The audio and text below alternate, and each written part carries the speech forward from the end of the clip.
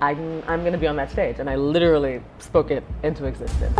So I didn't even tell my agent about it. I just went and I submitted myself to noise. That is always there. There was noise in Lion King 22 years ago. There's noise now. There was noise in Hadestown. There's noise everywhere. There's no change. The change has to come from literally, people say from the bottom up, but literally has to come from the top down. I don't know what kind of mother I would have been, person I would have been, had I not followed through. I'm able to let it go like that. And other days I'm like, that hurts. Just me on stage, like it was just a moment. It was just a moment because not everyone around you will want that for you. I'm like, I want to perform on Broadway. Okay, done that. How have your dreams changed throughout your career? I've worked my ass off to get these accolades and do all these things. So it's okay to celebrate it. It's sometimes the universe whispers, but sometimes it screams. Before we get into the interview, if you could hit the subscribe button, it helps us out so much and it doesn't cost you a damn thing. First of all, thank you for coming on the podcast and being here. My pleasure. I like to start in the very beginning of when you got bit by the creative bug. When did I get bit by the creative bug? So I used to dance when I was little. I did ballet, tap, ballet, and jazz. Nice. And I honestly think that's where that started. And then my parents used to have a subscription to the TSO. Okay. And they took me to that, and I saw the violin section. I saw the orchestra playing, and I loved it, and I fell in love with the violins. And I was like, Mommy, Daddy, I want to play that instrument. Amazing. And they were like, okay. So I started taking lessons, and not the easiest instrument. I was gonna say, super hard. I saw your post being like, I wanted to play the violin again. I was like, what? You play the violin? That's I'm a amazing. violinist. I'm a full-on violinist. I love. So I think that started just the performing, just the dancing and stuff, started the performing aspect, not just really sharing it with much people, thinking about the audience at that point in time, but just learning something that I could possibly do. Yeah. And then I did some stuff in elementary school in Annie. I performed. I was one of the orphans in Annie. Nice. And did a little bit of community theater where I was actually in a production of Fiddler on the Roof as the fiddler off stage. Oh yeah. Yeah, so I got to use the violin skills while I was in high school in a community production as a fiddler off stage, which was kind of fun. And then I think what the turning point was actually, I went to Agincourt Collegiate in Scarborough, and there was a kind of musical night where they put together all these singers to sing with this band live, and it was a 3-night event, and we sang all kinds of like pop rock kind of songs, and I got to sing I Feel the Earth Move Under My Feet, and I had creative freedom with how it was staged. So there was a piano there and a spotlight, just me, and so I would sit on the side of the piano and just kind of ham it up. And I think that's when I was like, oh, this is something that I really like doing. Wasn't thinking about it as a job per se, but I knew that I liked performing. Nice. I liked performing a lot. Yeah, and I think that's where it started. Amazing. I love that. So when did you think you could turn it into a career? Oh my gosh, not until I was in university. Oh yeah. And because I went to university as a BMUS student. Okay. And was planning to do to get that and then go to law school because I was going to become an entertainment lawyer. I had zero intention of being a performer. Zero intention. Wow. And then the summer of my 3rd year, I believe it was, I saw The Lion King. It had just opened. And I was like, that looks good. I think I can do that. Literally, I just sat there and I was like, I think I could do that. And that's where it began. Before that, I had zero intention of being a performer. That's amazing. Yeah, it's like, those people look like me. I'm like, I can sing, I can move. I'm not a dancer, but I can dance. I'm going to be on that stage. And I literally spoke it into existence. It didn't happen right away. I got in after they had been running for 2 years, I believe, but I kept auditioning, and it was the 3rd round of auditions that I went to, then that's when I finally got cast in the show. Amazing. 22 years ago. And now you're in it again. Now I'm in it again. Full circle moment. Full circle, yeah. That's amazing. Same role? So I started as a swing, which I think is great for every artist. Awesome. If you can be a swing. It's a great skill to learn. And then I was Nala for a year. Yes. Yeah, and then there was a changeover, and then I closed the Canadian company as Shenzi, which is the part that I'm playing now. That I open this company. Amazing. Yeah. That's so fun. Yeah, it's very special. When it was coming back, I was like, pardon? Like the timing, I leave New York and then what? It's like the timing is just crazy. That's incredible. And you were in New York for a bit. Was Broadway the dream after you did Lion King? Yeah, I think that's when I became hyper focused on, I'm a performer. So this is what I'm going to do. And I was gunning.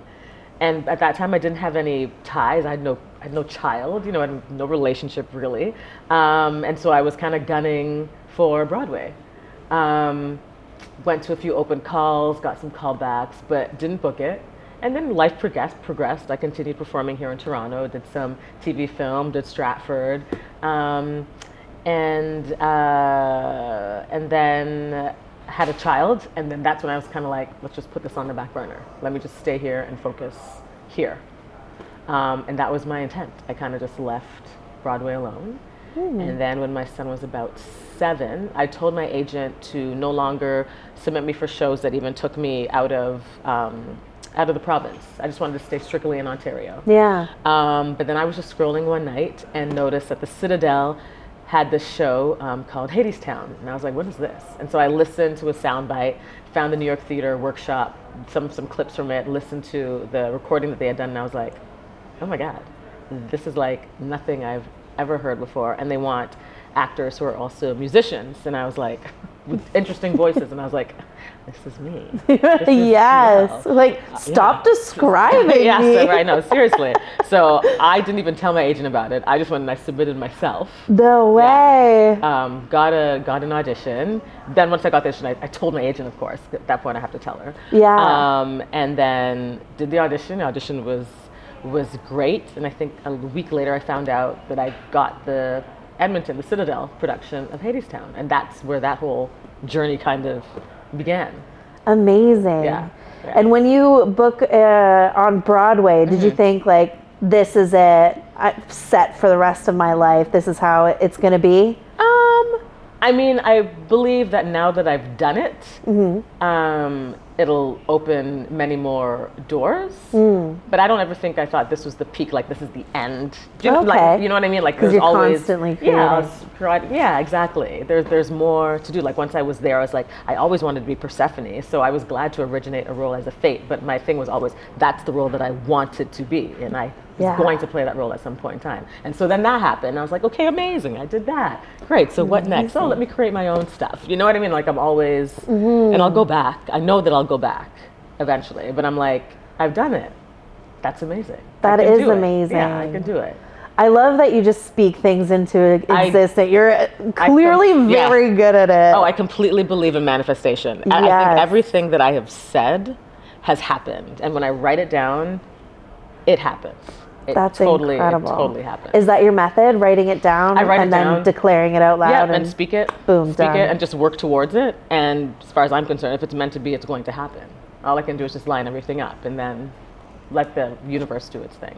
Amazing. I love that. That is so cool. So when you were playing a Fate and that role is the one you wanted, you weren't worried because you're like, I wasn't worried. It. Oh yeah, I wasn't worried. I was like, in time, it will come. And I was I'm good friends with Amber Gray, who plays it. And she'd been doing it for a long time, right? So had a long history with it. And I knew eventually that she would step away. She's a mom with young kids, and Broadway is tiring.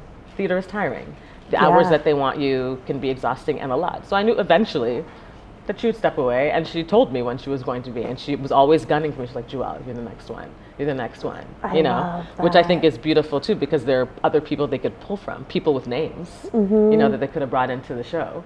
But yeah, I feel like it's, what did they say? Luck is what happens when preparation meets opportunity, and I was just there, like ready to go, literally ready to go. Do you find the politics of Broadway difficult, or just the politics of acting, the entertainment industry?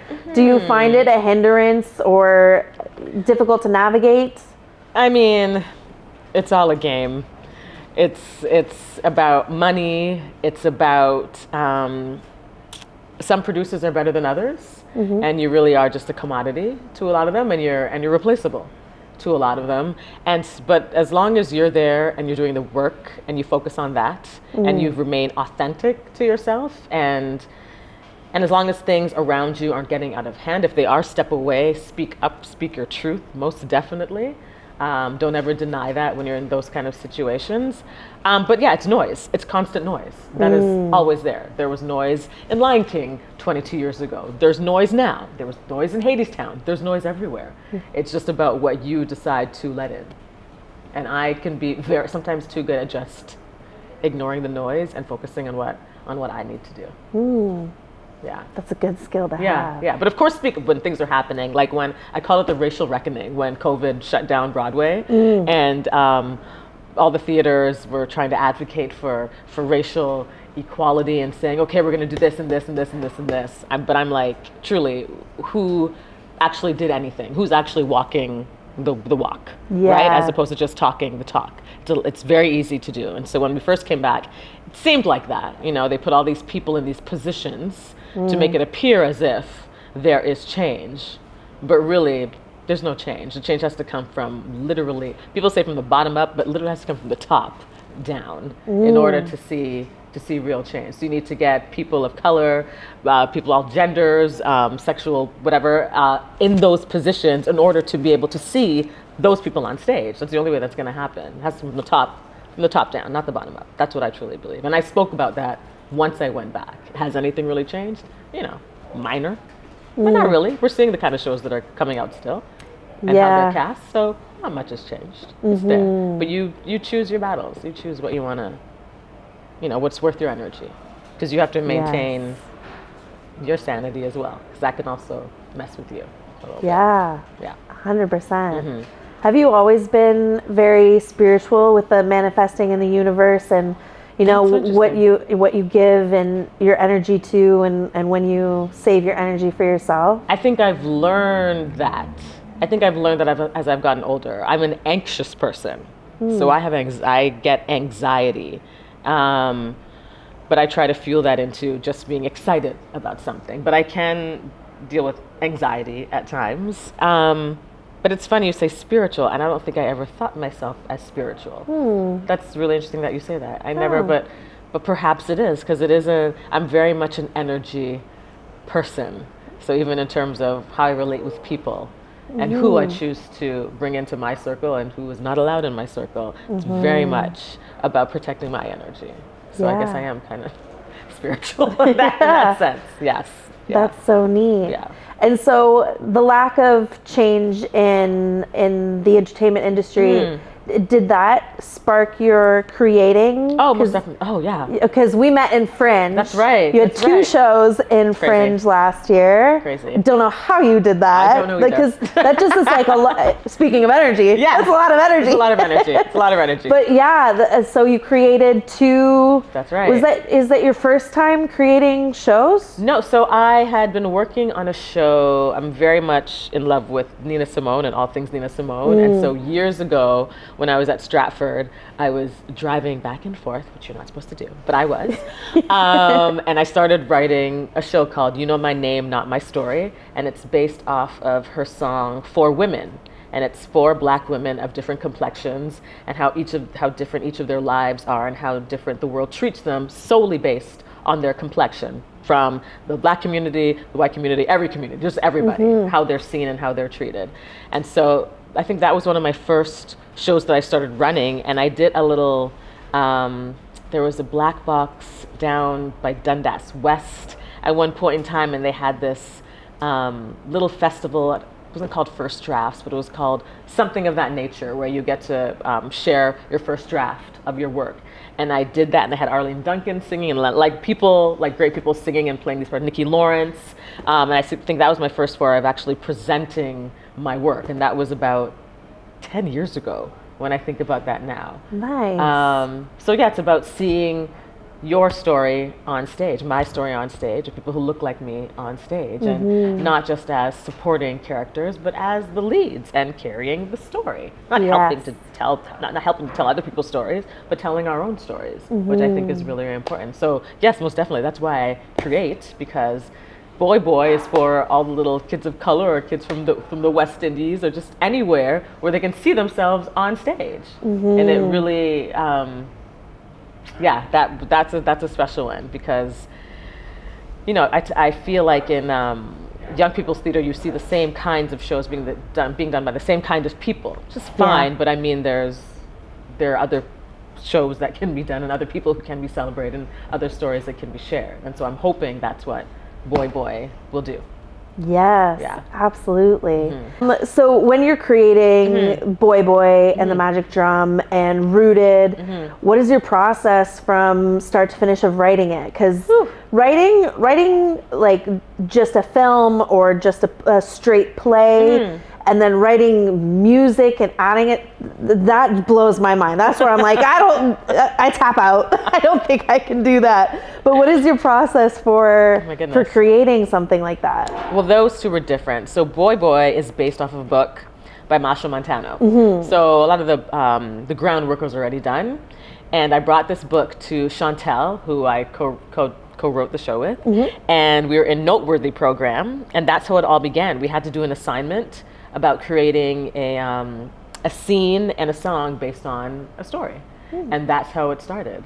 And we did that, and then we were like, oh, this is something good. So in that moment, it was just a scene. We took a scene from the book and decided to just develop it more. And then, I don't know, I like to make music, and so I just went to my computer. We had the story there. I'm like, okay, what's gonna be the song? Okay, it's gonna be the opening number. We decide we'll do the opening number. And you pull some of the story from the book and put it into the lyrics, and there we have a song. I don't know how else to explain it, because I've been producing and writing songs for a long time, for like 20 years. So that's part of me. Very natural. Yeah, it's very natural. And writing a song is already storytelling. So to add extra words on the side is not a big deal. It's not hard. That's a good way to look at it. Yeah. And of course, Chantel has more experience with the writing aspect of it, in terms of she's written like straight plays. So she would help in terms of story points and plot points and that kind of stuff to make sure that we're moving forward and have enough introduction, substance, and in the end and whatnot. And for Rooted was different because Rooted is more so based on my life. And so, how did Rooted begin? Rooted began, I wanted to actually do a adaptation of The Giving Tree. That's how that started. But I couldn't get, and I was hired by Sheridan to write a show for their fourth year students. And so I was like, oh, let me see if I can do The Giving Tree. Went to the estate, they said, and I actually started writing stuff, and they said, cease, stop. So I couldn't do it. They didn't give me the rights to do it. So I had to do a major pivot. And then I was talking to someone, and they suggested, what about your own story, Jewelle? And I was like, huh? I was like, well, you're a mother who's working away from her child right now. How does that, what is that about? And I was like, oh, okay. That's very much something. So I had already written a song for The Giving Tree. But I kept the music for what I had created, but I simply changed it to The Living Tree and started writing a story about a child whose mother lived away and connected with a tree. And that's kind of how that began. And I think I hear songs before I write the dialogue, but it goes both ways. Like I feel like I have no straight up process. I feel like sometimes the song comes first, and sometimes the dialogue feeds me into the song. But sometimes I do actually have the song first, and then I have to work backwards to find out how did I get to that point. Nice. Yeah. That's so cool. And how did you find working away from your son? It's hard. It's hard, yeah. It's guilt-ridden. I'm back now. Guilt-ridden. Yeah, seriously. It's guilt-ridden. Like I'm there living my dream, but also providing for my family. But when I left, he was 7, right? And I don't know what it's like to be left as a 7-year-old by your mother. Right. So I can only imagine what that was like for him. And sure, I would come back every 2-3 weeks, and he would spend some portions of time with me, whether it was March break or the summer. But it's not the same as waking up in the same house with your child. Right. So, you know, it's real. Not that he guilts me on it to this day, but he'll bring it up sometimes, you know, for having a moment, which is very real. And I can't fault him for it. But I also try to remember I was working. I did not abandon him. And it's important to follow your dreams. Yeah. And I'm hoping that eventually, as he gets older, he will learn that lesson. Yeah. You know what I mean? That it is important to do that. Because otherwise, I don't know what kind of mother I would have been, person I would have been, had I not followed through. That's true. Yeah. Yeah. You do have to put yourself first. Yeah. And not everybody agree, you know, and you have to be okay with making those decisions. Because not everyone around you will want that for you. They'll think you're making the absolute worst decision and hurting everyone around you. So you have to be prepared for that. Yeah. Because that will come. And how do you navigate that? Still navigating that. Yeah. Because some people are still coming at me with it. Really? Even though I'm back. Yeah. Wow. Yep. But, you know, some days I'm able to let it go like that. And other days I'm like, that hurts. And yeah, I did leave. Yeah, I was working though. I was working. Right? Yeah, and I think it sets a good example of following your dreams, as you said. Is like I hope you take that from this. Yes. Like I hope seriously. that's passed on. Yeah. And not everyone may agree with you, and that's okay. Yeah. If you are doing it and you feel right about it, go forth. Yeah, literally no matter what you do, people are not going to agree with you. Yeah, you can't please everybody. Yeah. It's impossible. Yeah. Drive yourself crazy. Right? Yeah, insane. Yeah. So you did 3 seasons at Stratford as well. I did. Right? What was your experience like at Stratford? Oh, Stratford, the all-encompassing world of Stratford. My first season was a bit of a gift because I only did 1 show. Oh, okay. So I had so much. Like eased into it a I little had so bit. much free time. I did cabaret, and it was cool. I was playing the violin, so it was cool because it was the first show I think I'd done really professionally where I was playing my violin on stage. So that was cool. Nice. It was a cool experience, and it's not like cabaret is not a show that I ever thought I would be doing. So it was a good experience. Yeah, it was a good experience. It was not necessarily fun living in Stratford. You wake up and it smells like shit most mornings outside with all the farms. Can vouch. Yeah, it smells like shit. But it's quaint and cute. Looks pretty, smells like shit. Looks pretty, smells like shit. There's racism there. Within the town. Oh, 100%. Yeah, you don't have to leave far. Yeah. Like it's like you're safe around the festival, and then as soon as you step a little bit off Princess Street, or I think it's what's called, it's like it's a whole of it's like fair game. It's nuts. Yeah, it's fair game. Yeah. It's fair game. So that was my first year. My second year, what did I do? My second year, it was cool. I did Tommy, so I got to work with Des McAnuff. That was great. That was a great contract. Because then I also did As You Like It, and I hadn't done Shakespeare, and I hadn't done Shakespeare yet, and I was playing a page, and I understudied. Tell me that Celia, which I never had to do. Thank God. Why? Thank God. Because I remember the time they called me. Kara Ricketts was playing Celia, and she was ill, and they were worried she wasn't going to be able to go on. Like I had done my understudy sessions, and I was ready, but Shakespeare, like I just hadn't dabbled in that, and I'm kind of sad that it didn't happen to say that I'd done it. Right. But that was just a beast I'm not sure I was ready to conquer. I would have, but that was nerve-wracking. So I never had to do it. I got to stay in my nice page moment and have my few lines, and I was playing my violin again, and I was good. Nice. So my second year was cool. Busier, of course, because it was 2 shows, so I didn't get to leave Stratford as much. But that's when I also got pregnant. Was in that season, is that right? Nope. Switch that around. I did Jacques Brel is Alive and Well, Living in Paris, and that's when I got pregnant. And I did that when I was doing As You Like It with Des. So I worked with Des on that first, and then the following year came back and did Tommy with Des. Nice. Yeah. Amazing. Yeah. When you get your first season there, do you get offered to come back for a second season, or do you still have to? Oh no, then, everybody still has to re-audition. Yeah, everybody has to crazy. re-audition. Yeah, re-audition. Re-audition. And then it priority given to people who've already done seasons? Or is it just like roles they need to fill? Yeah, I'm not sure. I feel like Stratford, they bring in more new people than Shaw does. I feel like Shaw, although there is a group, I feel, of dancers who are recycled at Stratford. Not the right word, but you know what I mean. Yeah. But I feel like Stratford might be better at bringing in more new people in a company than Shaw. Okay. Yeah, I feel like at Shaw this year, there were only like maybe 4 new people in the entire ensemble. Whereas at Stratford, I always look at the cast and there's a lot more people. Yeah. So I feel like at Stratford, really, if a new person comes in and they're the right person for the part, they will get the part. Whereas with Shaw, they'll look more so towards in the company first, really trying to make it happen, and then if they have to, bring somebody else in. Okay. But I say that from the outside because I never worked at Shaw. Fair. Yeah. Fair.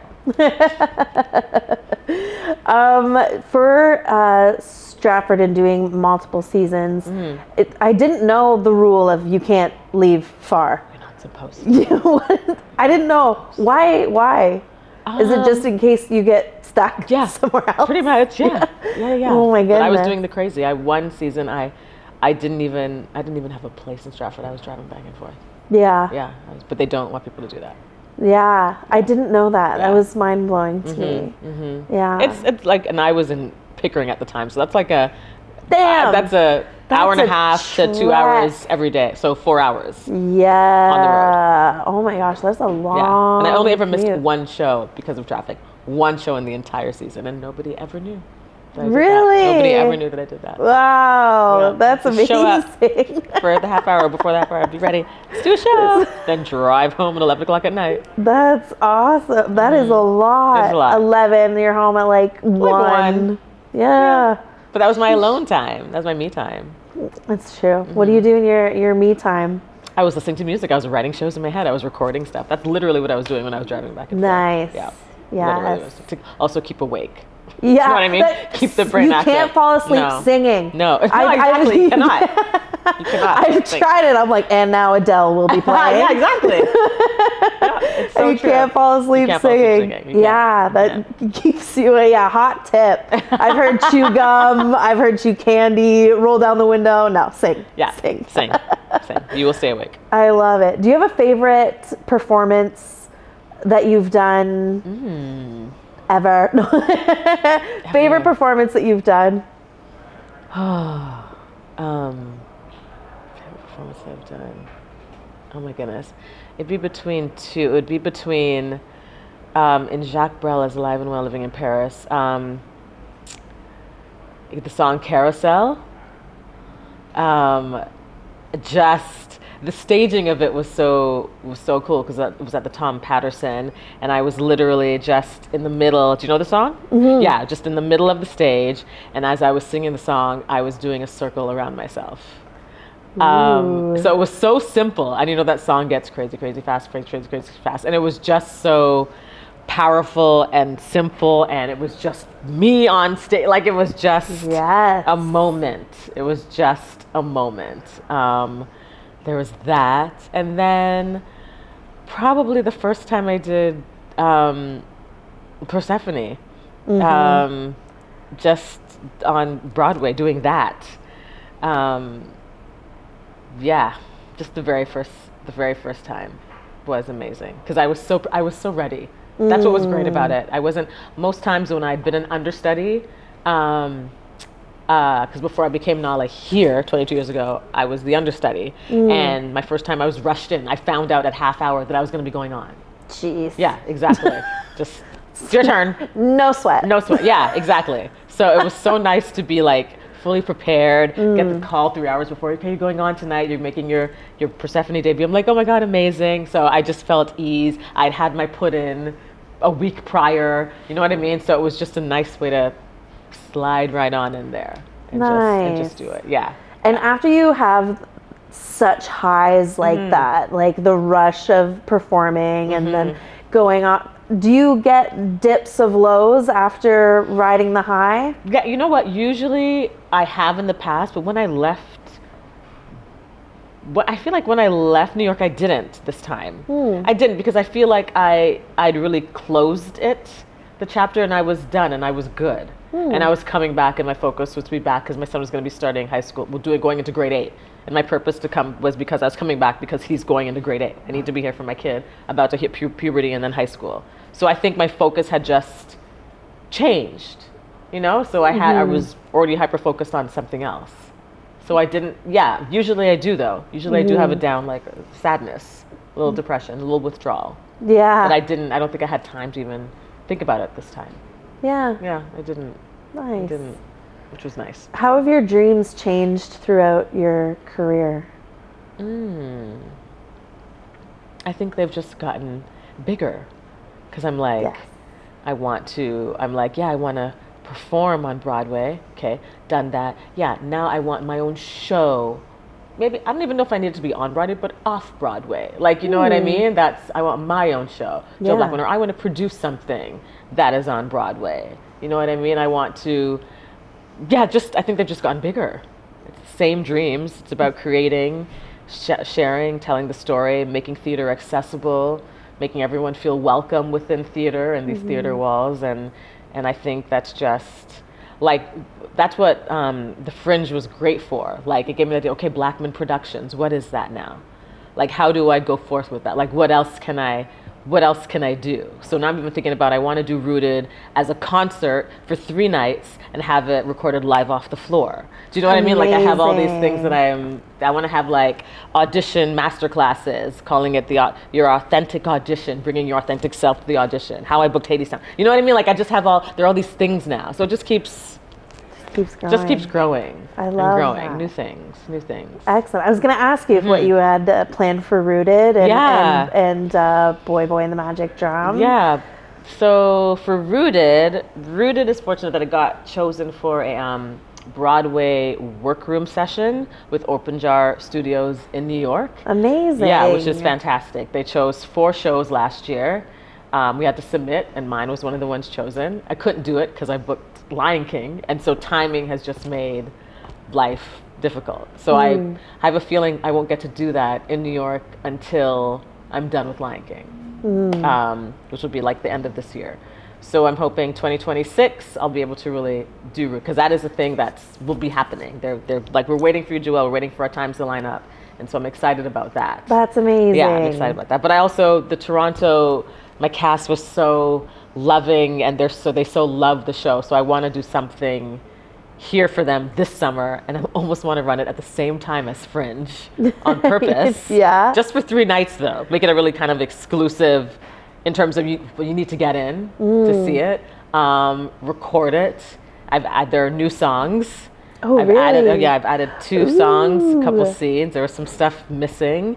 And do a concert version, record it off the floor, which I think would be really, really cool. And then see if finally somebody here does something with it, because I think it's a cool show. I think somebody should be looking at it. Somebody really should. Yeah, somebody should.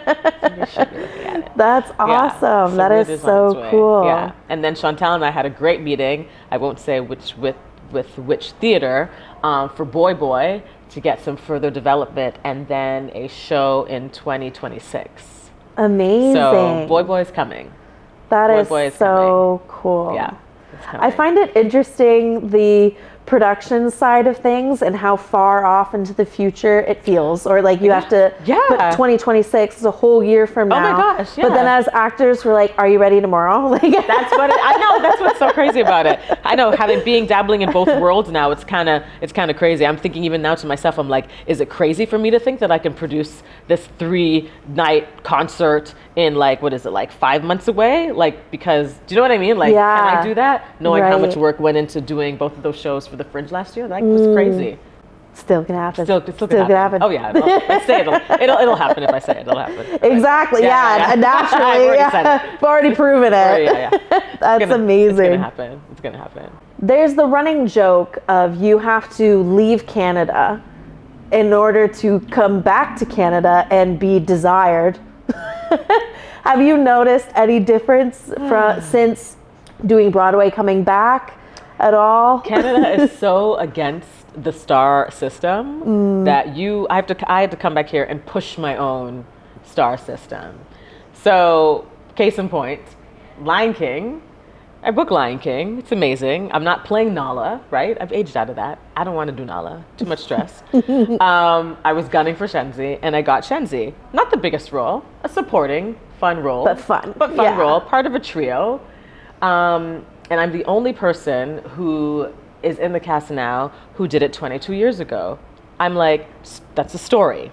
To me, it's an obvious story, right? Yeah. No. They didn't seem to think so. Really? Yeah, they did not seem to think so. I thought so. Yeah, they didn't seem to think so. So when they were doing press, I said to my agent, I was like, look, I know I'm not playing Nala. I know I'm not Rafiki, but I am Shenzi. And I did just come from Broadway playing a lead. So I do have a bit of a name. That would be... It makes sense to me that this is a story that they would pitch, right? To anybody. It makes full sense circle to me. moment, been on Broadway. I don't know what more you could possibly Like you literally packaged it for them. Yeah. Pretty much. And they were like, "Oh yes, right now we're about promoting the show, really, not the people, and focusing on that and blah blah blah." But why? Blah blah blah. Yeah, so that happened. That happened. My agent came back to me with that, and I'm like, okay, whatever.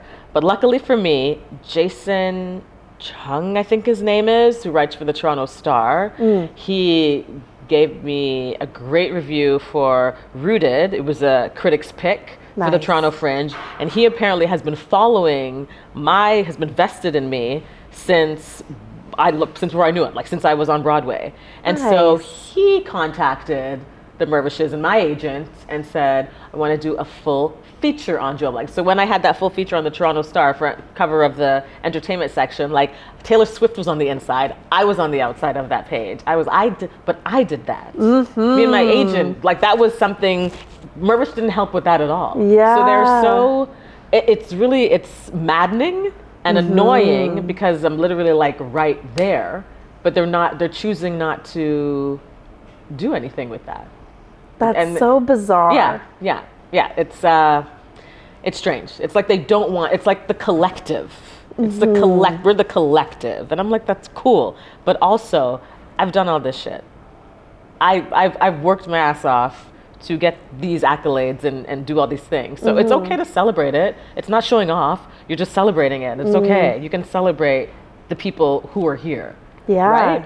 So no, does it make a difference?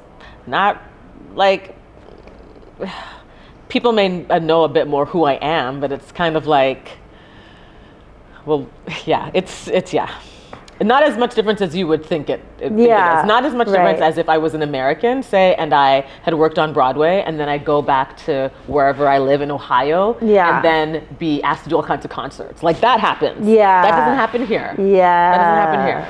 Like I did while I was there, I got to sing with the TSO for Canada Day. I had a huge concert. I was the headliner down at Harbourfront for Canada Day, and that was worked out by managers in the States, not in Canada. What? That's what I'm saying. That's what I'm saying. What? They decide. They really decide who they want to push, and they push those people. And if you don't fit whatever mold or whatever thing they want you to fit, they're not helping you. So my boyfriend's always like, Jewelle, you got to push your brand. You got to do it yourself because these people are not going to do it for you. And I'm like, you're right. You're absolutely right. Even when you hand it to them with a bow on top. Like I'm literally a package wrapped right in front of them. Literally, yeah. Right there. Because when we met at Fringe, I didn't know who you were. Right. And I looked you up after. I was like, oh my God, I should have curtsied. Like, I feel like... I was like, oh my God, I had no idea. I'm so sorry. But yeah, the fact that they won't promote their own people, that's nuts. Yeah, that's weird how they... It is weird. It's weird. It's weird. So I just, I love that I'm doing the show, and I love the show, but I'm just like, I'm doing my job, and that's it. Anything else I will do for myself outside of here. Yeah, 100%. And within a contract of doing, whether it's like Broadway or Mirvish, Are you required to do X amount of press for any shows, or it's as long as you're doing the show, then it's fine? Yeah, no, yeah. Like if they have a big release day, or like, do you have to be, or they require you to be anywhere? That's a good question. I'm probably supposed to be, but yeah, I feel like that was more so on Broadway than here. I don't feel that here. Okay. I don't feel that here. Yeah. What is something that, other than the star system, what is something that you would change about the Canadian industry? We need more producers and more people producing work. The Mirvishes have a hold. Hello, Mirvishes. I mean, you're hiring. I'm working for you right now. Thank you. Okay. Thank you. Appreciate you. However, thank you. Appreciate you. But they have a hold on the. They have a hold on the theater business. Case in point, I wanted to audition for another show that's going to be coming. But I can't, because it's being produced by the same producer, and it would take me out of one show to go to the other show. Oh. And they don't want that to happen. And that's only because it's the same producer. If it was different producers, if it was different producers, it would have been okay. I would have had to get out of the contract, but that would have been my choice. Right. Right. So they took the choice away from me. They said, no, you're staying. You don't even get a chance. Oh. Yeah. That's no fun. No, that's no fun. That's why you need multiple people producing. And different shows to come to town. Canada is scared to take chances. Canada likes to take shows that do shows that have already done well somewhere else, and then put them up here. Yes. We're not. Canada is not risk takers in terms of theater. They're not risk takers. Agreed. They want somebody else to take the risk, and then if it works, we'll put it on our stage. Yeah, for sure. Yeah, you don't see much original content coming out of. No. It's the same thing. Same thing. Like the fact that it's great that Lion King came back, but I'm like, how many other shows are there out there that could have been going too? Do you know what I mean?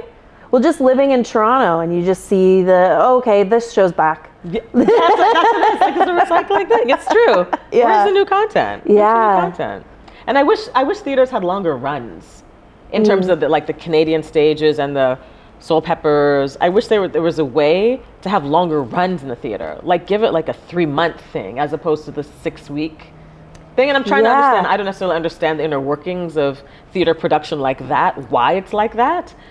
But I feel like that would help sustain theater more here. I think it would also give it a chance to build a following and a fandom. Exactly. Like 6 weeks is so short. Done. Like people go see it, you start you advertise, and then it's done. Yeah, and then you're done. Like last week already. That's it. Like they've already announced an extension for Fat Ham that just opened, but it's only extension by 1 week, I believe. Like I'm like, right, yeah. I won't get to see it. I'm working. Yeah. You know what I mean? That's the other thing. That's true. Yeah. That's true as well. And you've been in some TV and film as well. Yeah. You prefer theater? I do, but I like the paycheck of TV film. That's fair. Way better. If they paid the same? Ooh, if they paid the same. Ooh, yeah, if they paid the same, that'd be awesome. I love theater because I love the live, the visceral, and I'm exchanging energy with the audience. Like that's what I love about theater. TV film is always a little bit, you have to get into a groove and then it's good, but it always feels a little weird with also how many people are watching what you're trying to do and being able to just zone in and really focus. That's the other skill for sure. Yeah, for sure. If you could tell your younger self any advice starting out in your creative career, what advice would you give them? Do what works for you. Don't worry what other people are doing, honestly. Yeah. And don't ever count yourself out.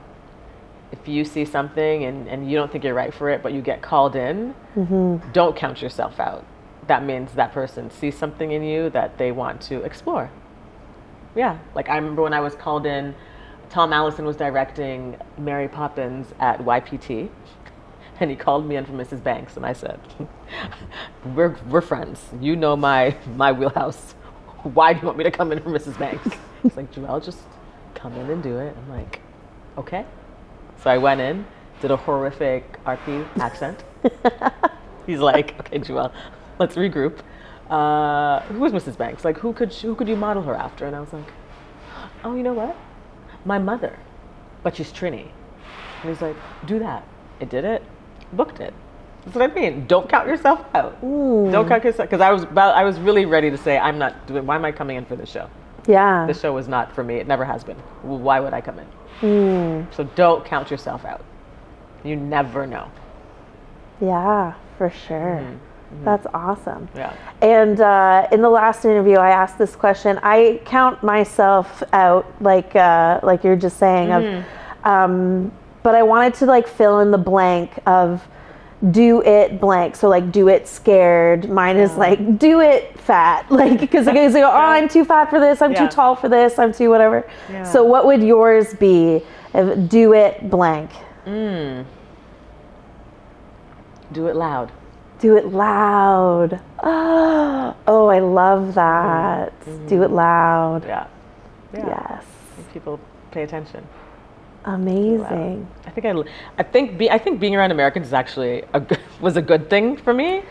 That is one quality from them that they'll just say advertise. They'll just say and they're not apologetic. Like it's not like it feels here like it's a bad thing in a way to promote yourself and speak loudly for yourself and want to do all these things, and there it's not. Like that's how you move, and that's how you should move, because that's how you get shit done. And so I definitely think I picked up some of that from being in the States. I do like that quality. I love it about them for sure. Yeah.